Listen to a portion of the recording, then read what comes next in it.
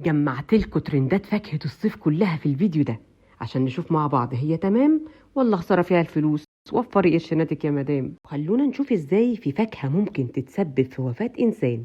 فيلا بينا.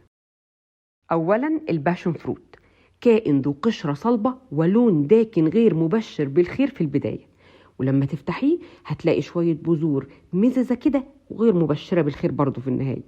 فنقوم نعمل ايه بقى عشان ما نرميش فلوسنا على الارض؟ نجيب كوباية ظريفة على حرفها جيلي ونقوم مطلعين البذور بالمعلقة كده اهو. اي مشروب غازي بنفضله او مية فوارة لو عاملين دايت.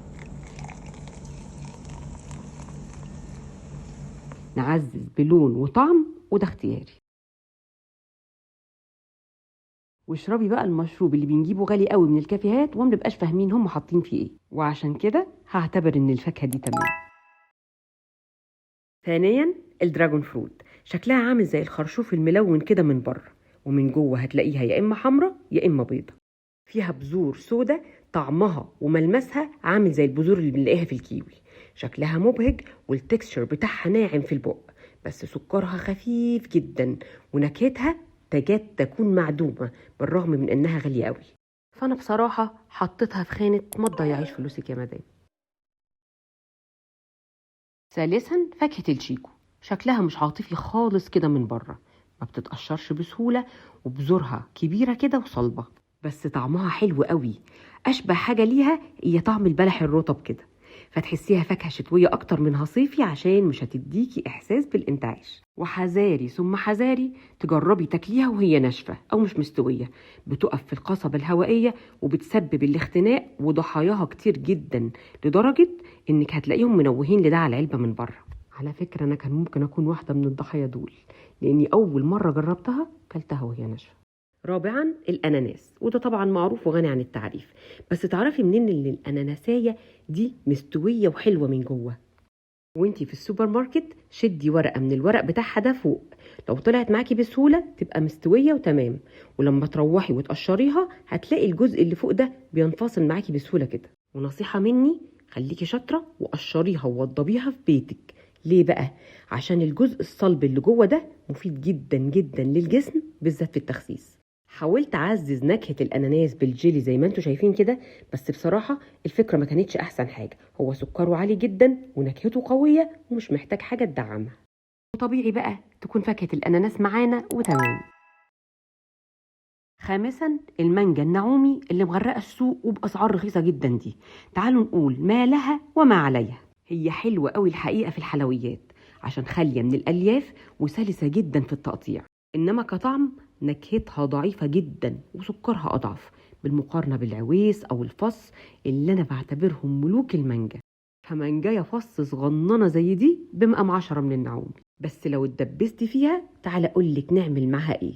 اخلي البذرة بتاعتها كده اهو، وانزلي في مكان البذرة بآيس كريم وعلى الفريزر. تطلع من الفريزر قشريها وقطعيها كده. السكر اللي في الايس كريم هيعادل الحموضة اللي في المانجا وهيديكي اختراع منعش هيبهرك. طب اقولك على حاجة تانية، حطي مكعبات المانجا في كوباية مع شوية سكر واهرسيها كده اهو، وبعدين ضيفي شوية حليب ومكعبات مانجا، بولة ايس كريم، والمزيد والمزيد من الايس كريم، ثم المزيد والمزيد من المانجا، وبكده نبقى عملنا ترند المانجا الكوري اللي مكسر الدنيا. ولا اقولك استني، اضربي باكت كريم شانتيه مع باكت كريم كراميل مع كوباية ونص حليب متلج لحد ما تاخدي القوام اللي يجنن ده. صبيهم في بايركس مع شوية كوكيز او اي بسكوت مفتفتين عندك ومش عارفة تعملي بيهم ايه. وتعالي نعمل كريستالات الجيلي عن طريق إضافة كوباية مية واحدة بس لباكت الجيلي الواحد، عشان يطلع معاكي متماسك وشبه الكريستالات كده. رصي أي فاكهة عندك على الوش، وبعدين كريستالات الجيلي الحلوة دي، وبكده تبقي عملتي حالة كريستالات الجيلي المنعش اللي يرطب على القلب. وده بقى ترند مصري حصري عندنا وبس. وما تقوليليش بقى تورته ولا ايس كريم، ده ميكس كده بيجمع 3/4 لذاذة وانتعاش العالم. وعشان كده المانجا النعومي دي بقى تتحط في خانة التمام لو دخلتوها في العصاير والحلويات زي ما انا عملت، واي كلام لو كلتوها بس لوحدها كده. الحقيقة بقى وقت الفيديو خلص، لكن تجربتي للفواكه الغريبة ومعلوماتي عن إعادة تدوير اللي مش تمام منها لسه ما خلصتش، فلو عايزين جزء تاني عرفوني ده في الكومنتات. وفي النهاية خالص أنا عايزة أقولك، بيحط جلال الرومي أهم قانون من قوانين فن العلاقات لما بيقول: ارخي قبضتك، فما لا يحفظه الود لا تبقيه القوة. فيا بخت من رسخ في قناعاته مبدأ لو كان خيرا لبقى. أتمنى لو الأفكار اللي قدمتها لكم عجبتكم وفادتكم تعملوا لي لايك وشير، وتسيبوا لي كلمة لطيفة زيكم كده في الكومنتات عشان يوصلكم مني كل جديد. أنا شيماء البهائي.